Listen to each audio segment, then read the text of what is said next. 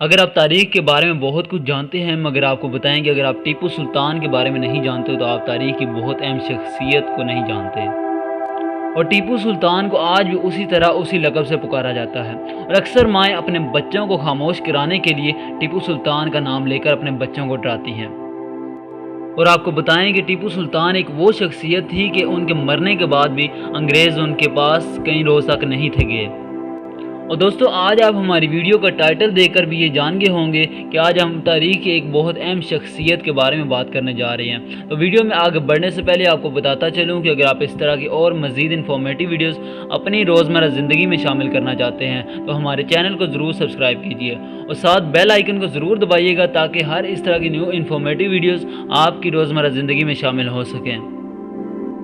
آج ہم آپ کو تاریخ کے اس سیاسی لیڈر کے بارے میں کچھ ایسے واقعات بیان کرنے کی کوشش کریں گے جن کے بارے میں طالب علم یہ رائے رکھتے ہیں کہ اگر سلطان فتح علی ٹیپو کے ساتھ اہم شخصیت میر صادق جیسی اپنا کردار ادا نہ کرتی تو شاید آج برصغیر کو ہم ایسا نہ پاتے۔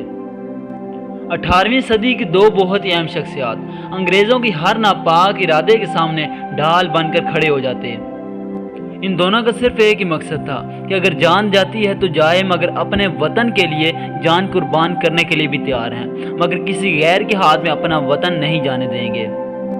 جن میں سے ایک نواب سراج الدولہ تھے جو کہ بنگال کے حاکم تھے، جبکہ دوسری اہم شخصیت شیر محصور سلطان فتح علی ٹیپو تھے۔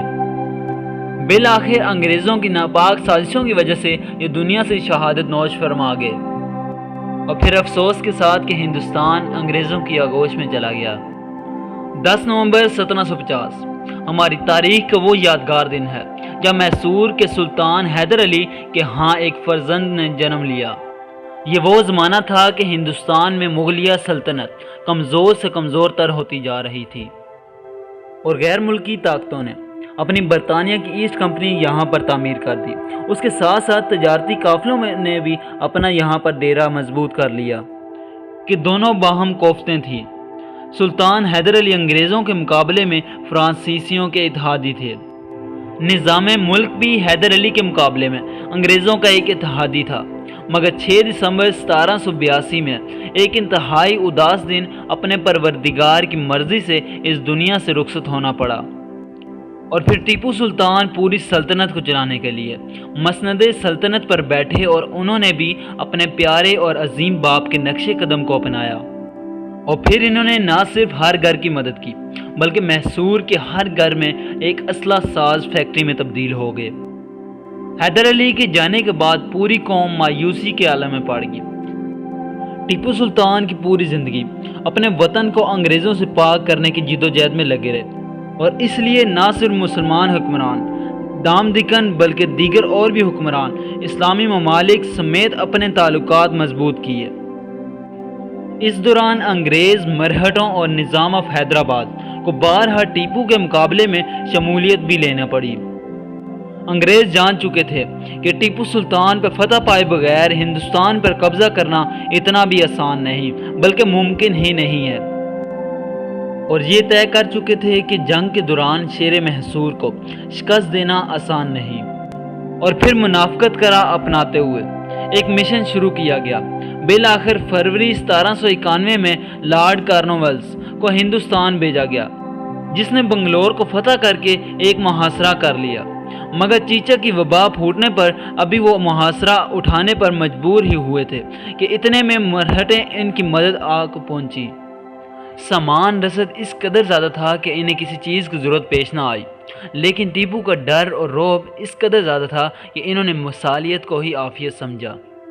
سلطان نے وقت کی نزاکت کو سمجھتے ہوئے صلح کا عہد نامہ ناپسند شرائط کے باوجود مان لیا، جس میں اپنی آدھی سلطنت انگریز مرہٹیں اور نظام کے حوالے کرنے کے ساتھ ساتھ اسے ایک آدھی رقم بھی بطور تاوان ادا کرنا پڑی، جبکہ سلطان ٹیپو نے معاہدے کی شرطیں پوری ہونے تک اپنے صاحبزادوں کو بطور زبان انگریزوں کے حوالے کر رکھا تھا۔ یہ ایک بہت ہی کاری ضرب جو ٹیپو حکومت پر لگی، لیکن سلطان کے باپ نے کچھ یوں تربیت کی کہ زندگی میں کچھ بھی یا کیسی بھی کٹھن آ جائے کبھی بھی زندگی میں اپنی ہمت نہیں ہارنی۔ اور صرف 5 ہی برس میں انتھک محنت نے بگڑے ہوئے تمام حالات پر قابو پا لیا۔ آپ نے ابھی غداروں کی خریداری کے بارے میں جانا، مگر اب وہ موڑ ہے جہاں میر صادق، جس کی حیثیت ایک وزیر اعظم جیسی سلطان کی حکومت کے دوران سلطان کے بہت ہی قریبی بندے جو انگریزوں پر بک چکے تھے، سلطان کے ہر خفیہ راز جو انگریزوں تک پہنچا رہے تھے، اور ویزلی بھی سلطان کو جنگ کی دھمکی دے چکا تھا۔ 22 اپریل 1799 عیسوی کو وہ سیاہ دن تھا کہ جنرل ہیرس بھی سرنگا پٹم پر گولہ باری شروع کی۔ انگریزوں نے غداری کی اطلاع کے مطابق قلعے کی اس دیوار پر حملہ کیا جو سب سے کمزور ترین دیوار تھی، اور تعمیراتی کام بھی جاری تھا اس پر۔ انگریز فوج بآسانی قلعے کے اندر داخل ہو گئی۔ اس وقت کھانا سلطان کے سامنے ہی پڑا تھا۔ ابھی پہلا لقمہ اٹھایا تھا کہ ایک جان نثار سید غفار کی شہادت کی اطلاع ملی۔ آپ نے لقمہ وہیں رکھ دیا اور تلوار لے کر جنگ کی طرف نکل پڑے۔ میر صادق نے روکا تو جواب دیا کہ نہیں، شیر کی ایک دن کی زندگی گیدڑ کی 100 سالہ زندگی سے بہتر ہے۔